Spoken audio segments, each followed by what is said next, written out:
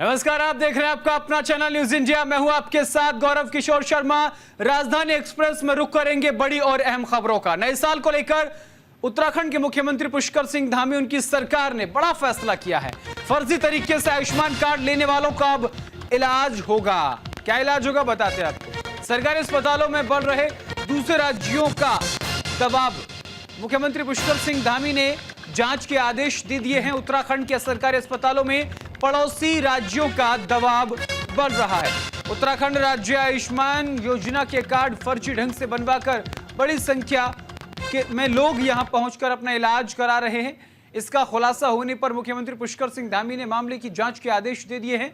साथ ही इसकी तह तक जाने के भी निर्देश दिए हैं ताकि पता चल सके कि किसकी साठगांठ से दूसरे राज्यों के लोगों के कार्ड बने और उन्हें लाभ मिला।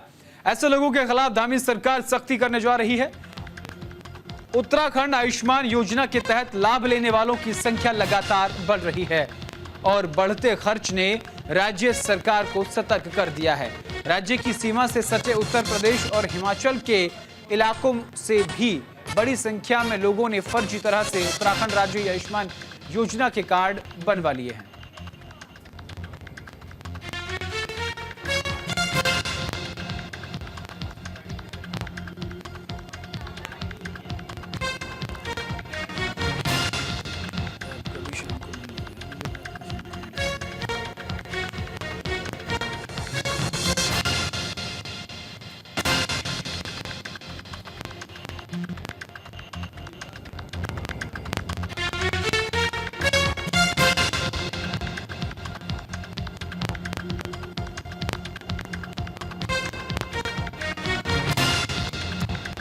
तो फर्जी तरीके से आयुष्मान कार्ड जो लोग बनवा रहे हैं, अब उनके खिलाफ सख्त से सख्त कार्रवाई होगी।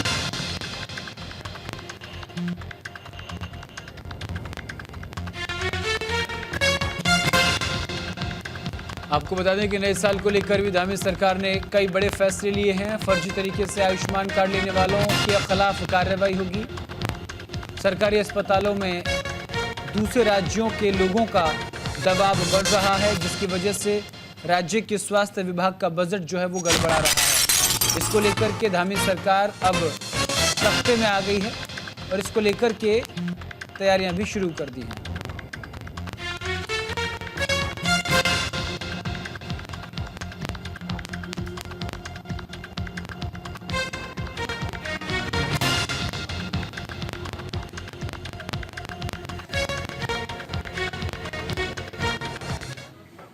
और केंद्रीय स्वास्थ्य मंत्री जेपी नड्डा ने राष्ट्रीय क्षय उन्मूलन कार्यक्रम के अंतर्गत 100 दिवसीय टीबी उन्मूलन अभियान के संबंध में बैठक की। ये बैठक देहरादून में हुई, जिसमें मुख्यमंत्री पुष्कर सिंह धामी शामिल हुए। बैठक में मुख्यमंत्री पुष्कर सिंह धामी ने केंद्रीय स्वास्थ्य मंत्री का आभार व्यक्त करते हुए 100 दिवसीय टीबी उन्मूलन अभियान के लिए उनके मार्गदर्शन को महत्वपूर्ण बताया।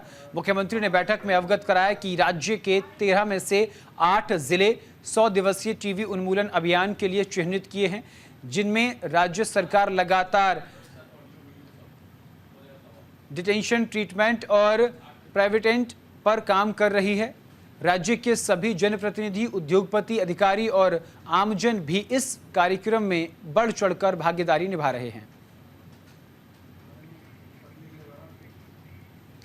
और इलेक्ट्रिक व्हीकल चार्जिंग स्टेशन का शुभारंभ हुआ है। मुख्यमंत्री पुष्कर सिंह धामी ने यह शुभारंभ किया है। 76 करोड़ की 38 योजनाओं का शिलान्यास भी मुख्यमंत्री पुष्कर सिंह धामी ने किया है। रेस्क्यू और पुनर्वास वाहन को हरी झंडी दिखाई है। उत्तराखंड के मुख्यमंत्री पुष्कर सिंह धामी ने इलेक्ट्रिक व्हीकल चार्जिंग स्टेशन का शुभारंभ किया। इस दौरान ऑटोमेटेड पार्किंग सहित कुल 76 करोड़ की 38 योजनाओं का शिलान्यास किया। मुख्यमंत्री पुष्कर सिंह धामी ने 36 संचालित योजनाओं की लगभग 111 करोड़ की विकास कार्य की योजनाओं का लोकार्पण किया। साथ ही मुख्यमंत्री धामी ने रेस्क्यू और पुनर्वास वाहन को हरी झंडी दिखाकर रवाना किया। बाल भिक्षावृत्ति निवारण के लिए 3 रेस्क्यू वाहन का फ्लैग ऑफ भी किया। इसके अलावा हमारी सरकार द्वारा बाल भिक्षावृत्ति निवारण प्रयासों के अंतर्गत आज से प्रारंभ किए जा रहे 3 रेस्क्यू एवं पुनर्वास वाहन शहर में जो भीख मांगने वाले बच्चे हैं, उन बच्चों के पुनर्वास में भी अपनी बहुत महत्वपूर्ण भूमिका निभाएंगे। इतना ही नहीं, अभी मेरे हाथों आज हम देहरादून कार्यालय में पत्र प्रबंधन डेस्क, यानी कि जो पत्र आते हैं उनकी क्या स्थिति है, वो किन ऑफिसों को भेजे गए हैं, उन पर क्या कार्रवाई हुई है, उसका भी आज हमने यहां पर शुभारंभ किया है। इससे निश्चित रूप से जो भी जिलाधिकारी के कार्यालय में पत्र आते हैं, उन पत्रों का ठीक प्रकार से प्रबंधन हो पाएगा, आप सबको उसकी जानकारी मिल पाएगी, उसकी ट्रैकिंग और उसका प्रबंधन, ये जो प्रक्रिया है, ये प्रक्रिया सुदृढ़ होगी। अन्यथा कई बार होता है कि हम लोग बहुत सारे पत्र लिखते हैं और पत्र कहां गए, उस पर क्या कार्रवाई हुई, हमको उसका पता नहीं लगता है। कहीं ना कहीं आपके जो शिकायती पत्र हैं, आपकी आवश्यकताओं के पत्र हैं, या कोई ऐसी समस्या है जिसका ध्यान आप आकृष्ट करना चाहते हैं, तो वो आपको भी उसकी जानकारी होगी। भाइयों बहनों, आदरणीय प्रधानमंत्री नरेंद्र मोदी जी के मार्गदर्शन में और उनके सहयोग से हमारी सरकार उत्तराखंड को निरंतर विकसित, स्वच्छ और आधुनिक बनाने के लक्ष्य के साथ कार्य कर रही है। अनेक अनेक प्रयास हम विभिन्न क्षेत्रों में कर रहे हैं, नवाचार कर रहे हैं, साइंस एंड टेक्नोलॉजी के क्षेत्र में काम कर रहे हैं। उत्तराखंड के देहरादून समेत हम 13 के 13 जनपदों में science city, science and technology का काम हमने प्रारंभ किया है। हर जगह पर ये साइंस सेंटर खोले जा रहे हैं और इसके लिए हमने सारी प्रक्रिया पूरी कर ली है। लगातार जैसे जैसे औपचारिकताएं पूरी हो रही हैं, हमारे बच्चों को, नौजवानों को, युवाओं को, छात्रों को पढ़ने के लिए, नवाचार करने के लिए, साइंस एंड टेक्नोलॉजी में और अच्छा काम करने के लिए, अनुसंधान करने के लिए अच्छे स्थान हम उपलब्ध करा रहे हैं, जिससे कि आने वाले समय में हमारे राज्य के बच्चे, हमारे राज्य के बेटे बेटियां, हमारे भाई बहन विभिन्न क्षेत्रों में जाकर हमारे राज्य का भी नाम रोशन करें, अपने भी व्यक्तित्व का विकास करें, आत्मनिर्भर बने, अपने पैरों पर खड़े हों। हरिद्वार नगर निगम सीट इस बार ओबीसी महिला के लिए आरक्षित की गई है, जिसके चलते भारतीय जनता पार्टी और कांग्रेस के दफ्तर में महिला उम्मीदवार टिकट की दावेदारी करने के लिए पहुंच रहे हैं। देवीपुरा स्थित कांग्रेस के ऑफिस में मेयर और पार्षदों के टिकट के दावेदारों का जमावड़ा लगा हुआ है। लोग अपने समर्थकों के साथ दमखम दिखाते हुए पार्टी से टिकट मांगने के लिए पहुंच रहे हैं। हरिद्वार में कांग्रेस नेता मनोज सैनी की पत्नी शालिनी सैनी ने भी आज कांग्रेस महानगर अध्यक्ष को अपना आवेदन सौंपकर टिकट की मांग की। शालिनी सैनी का कहना है कि पार्टी अगर उन पर भरोसा जताती है तो वो पार्टी की उम्मीद पर खरा उतरेंगी। वहीं महानगर कांग्रेस अध्यक्ष अमन गर्ग का कहना है कि पार्टी जिताऊ और योग्य उम्मीदवार को ही निकाय चुनाव में अपना उम्मीदवार बनाएगी। पहले तो आप सभी को मेरा प्रणाम। और मुझे जो ये मौका मिला है, मैं हरिद्वार नगरी के लिए सबसे पहले महिलाओं की सुरक्षा और जो हरिद्वार में बाहर से यात्री आते हैं उनके लिए साफ सफाई का और पानी की व्यवस्था, बिजली की सभी कार्य अपने पूरे उससे करूंगी मन से। और जो सभी मेरे साथ आए हैं, आज सबने अपना कीमती वक्त निकाला है, उनका बहुत बहुत धन्यवाद। टीम जी अगर मुझे ये मौका मिलता है नगर निगम से, मैं ये चुनाव जीतती हूँ मेयर का, तो मैं पूरे तन मन और धन पूरा वो अपना सहयोग पूरा दूंगी। टिकाऊ उम्मीदवार होगा, जिताऊ उम्मीदवार होगा, पार्टी के संगठन के प्रति, पार्टी के प्रति जो पार्टी का ध्वजवाहक होगा, जो पार्टी का झंडा बरदार होगा, निश्चित रूप से उसको तरजीह दी जाएगी। और जो भाजपा को परास्त करने का काम करेगा उसको तरजीह दी जाएगी। और क्रिसमस और नए साल को लेकर तैयारियां अब लगभग पूरी हो चुकी हैं। क्रिसमस न्यू ईयर में ट्रैफिक का प्लान भी तैयार कर लिया गया, क्योंकि सैलानी पर्यटन के लिए बाहर निकलते हैं। देहरादून मसूरी डाइवर्ट का जो ट्रैफिक है वो डाइवर्ट कर दिया गया है। सुरक्षा के लिहाज से 233 चेकिंग पॉइंट भी बनाए गए हैं। देहरादून जिला प्रशासन और यातायात पुलिस ने क्रिसमस, विंटर लाइन कार्निवल और नए साल के जश्न को लेकर मसूरी के लिए यातायात प्लान जारी कर दिया है। मसूरी जाने वाले वाहन देहरादून शहर में नहीं घुसेंगे। यहां सुरक्षा के लिहाज से 233 चेकिंग पॉइंट्स बनाए गए हैं। शहर से लेकर देहात तक ड्रोन के जरिए निगरानी होगी। घुड़सवार भी सड़कों पर रहेंगे। ऐप से पार्किंग की जानकारी मिल सकेगी। वहीं ड्रिंक और ड्राइविंग समेत ओवर स्पीड रोकने पर फोकस रहेगा।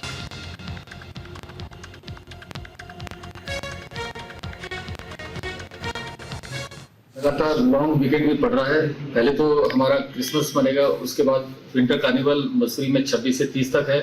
उसके बाद 31 और 1 और फिर 4, 5, 6 लगातार सैटरडे, संडे और उसके बाद गुरु गोविंद सिंह जी की जयंती है। तो ये इस समय लंबा वीकेंड रहने वाला है। इसके लिए हम लोगों ने प्लान किया है। हमने जो हमारा देहरादून शहर है, इसको बाहर से आने वाले पर्यटकों से बिल्कुल अनटच रखा हुआ है। अगर हमारा पर्यटक दिल्ली की तरफ से आते हैं तो आशा रोड से इनको बाईपास करते हुए हम कैंट के माध्यम से और कुठाल गेट से होते हुए मसूरी पहुंचाएंगे।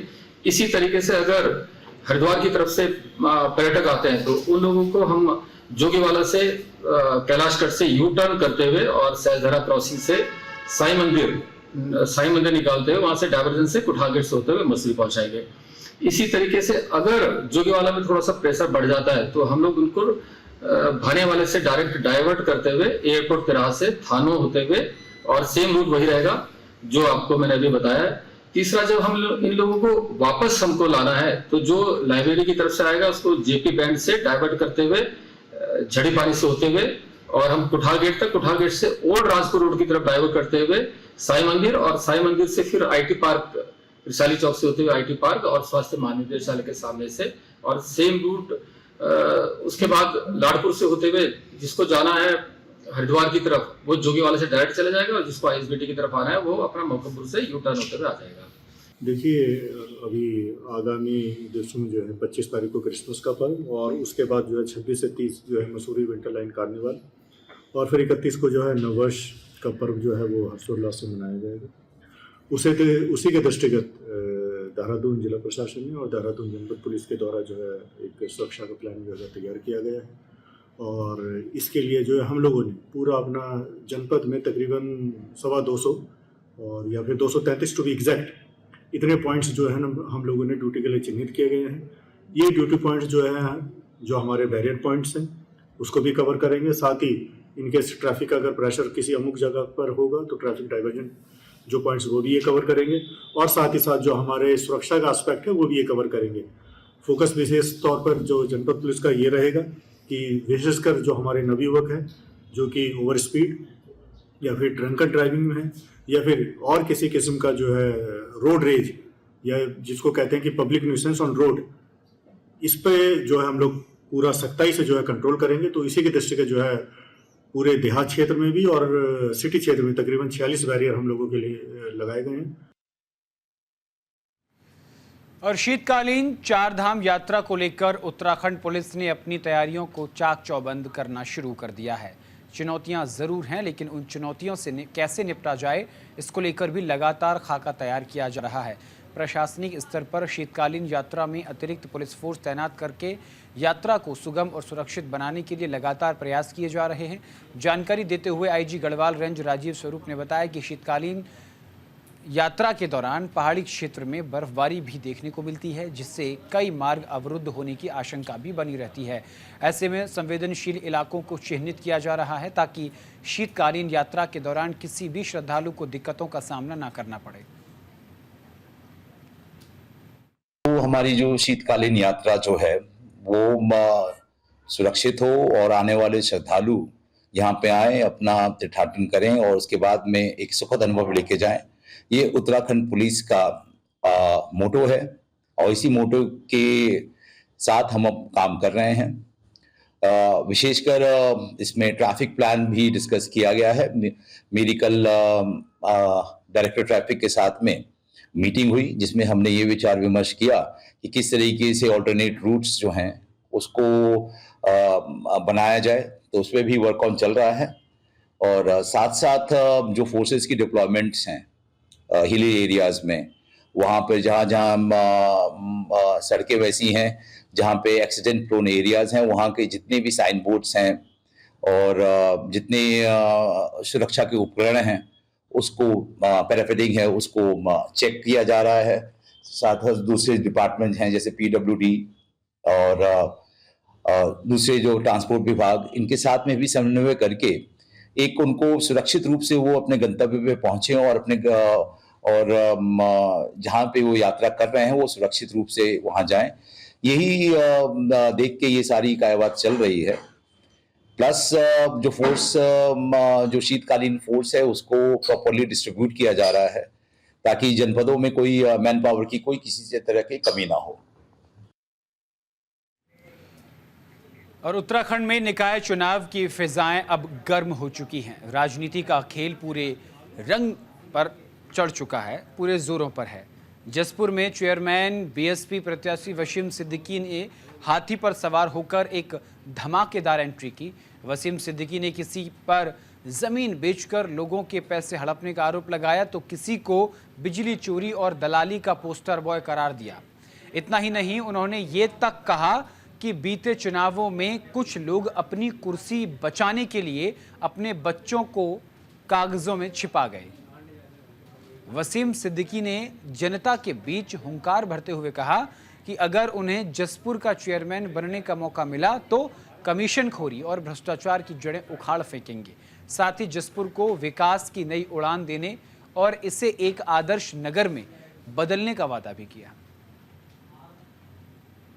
ये जन सैलाब जो मेरे दोस्तों ने, मेरे बुजुर्ग दोस्तों ने, मेरे भाइयों ने जो दिखाया है, हिंदू मुस्लिम का एकता का प्रतीक जो मेरे मंच पे देखा है आपने, वो खुला ऐलान है जसपुर में कि वो मेरे साथ तन मन धन से हर तरीके से तैयार हो गए हैं, खड़े हो गए हैं। अब वो रुकने वाले नहीं हैं। अब वो दिखाना चाहते हैं कि बहुत हो गई नगर पालिका में भ्रष्टाचारी। अब वो वसीम भाई को लाना चाहते हैं। उनका सबका नारा मेरे साथ है। अब मैं बड़ा खुश हुआ आज छोटी सी मीटिंग सोचा था मैंने और उन्होंने जनसैलाब दिखा दिया। युवा शक्ति जो होती है वो एक मिसाल बना दी है आज की मीटिंग ने। मैं बड़ा खुश हूँ उससे। हरिद्वार में बजरंग दल की शौर्य जागरण यात्रा निकाली गई। जय श्री राम के जयकारों से पूरा शहर गूंजयमान हो गया। सनातन पर हमले धर्मांतरण को लेकर निकाली गई यात्रा। आपको बता दें कि उत्तराखंड के सभी जिलों में ये यात्रा निकाली जा रही है। हजारों की संख्या में यात्रा से जुड़े हुए लोग वहां पहुंच रहे हैं। हरिद्वार में बजरंग दल की तरफ से शौर्य जागरण यात्रा निकाली गई जिसमें जय श्री राम के जयकारों से शहर गूंज उठा। सनातन संस्कृति पर हमले, धर्मांतरण, लव जिहाद और जनसंख्या वृद्धि जैसे मुद्दों के खिलाफ विश्व हिंदू परिषद के आह्वान पर बजरंग दल के नेतृत्व में शौर्य जागरण यात्रा निकाली गई। आपको बता दें कि यात्रा के सभी जिलों में ये यात्रा आपको बता दें कि उत्तराखंड के सभी जिलों में ये यात्रा निकाली जा रही है। वहीं हरिद्वार के कई हिस्सों से शुरू होकर यह यात्रा देवपुरा चौक स्थित भारत सेवा संघ आश्रम पहुंची जिसमें बड़ी संख्या में लोगों ने भाग लिया। इस दौरान हिंदू समाज ने एकजुटता और सांस्कृतिक मूल्यों की रक्षा का संकल्प लिया।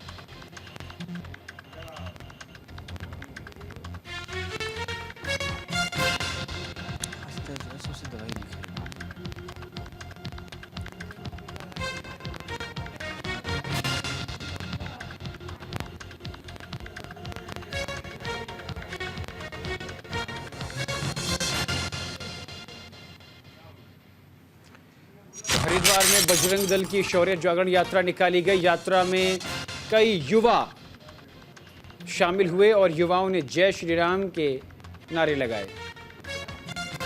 उत्तराखंड के सभी जिलों में ये यात्रा निकाली जा रही है। ये यात्रा लव जिहाद, धर्मांतरण, हिंदू मंदिरों पर कब्जे जो पुराने समय में किए गए थे उनको लेकर के ये यात्रा निकाली जा रही है।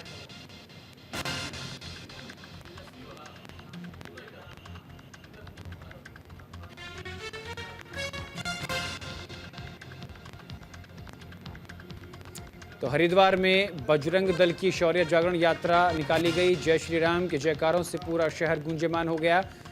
ये यात्रा सनातन पर हमले, धर्मांतरण जो किया जा रहा है उसको लेकर यात्रा निकाली गई। उत्तराखंड के सभी जिलों से यात्रा निकाली जा रही है।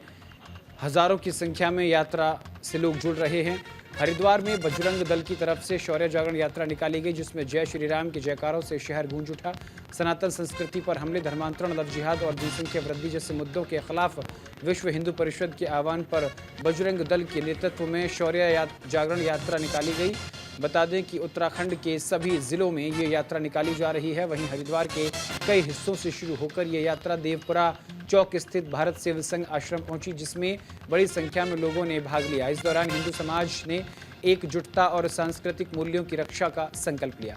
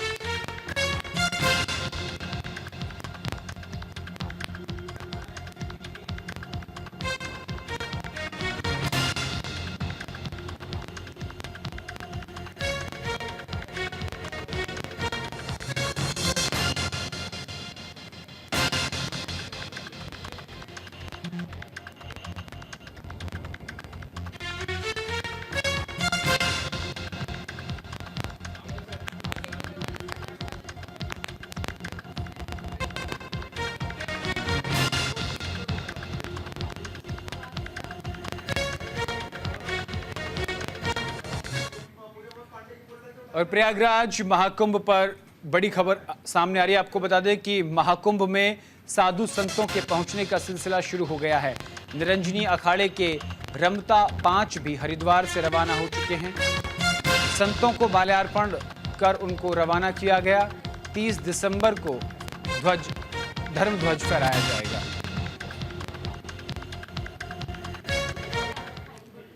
और फिलहाल के लिए मेरे साथ राजधानी एक्सप्रेस में इतना ही। देश और दुनिया की तमाम बड़ी और अहम खबरों के लिए देखते रहिए सिर्फ न्यूज़ इंडिया। नमस्कार।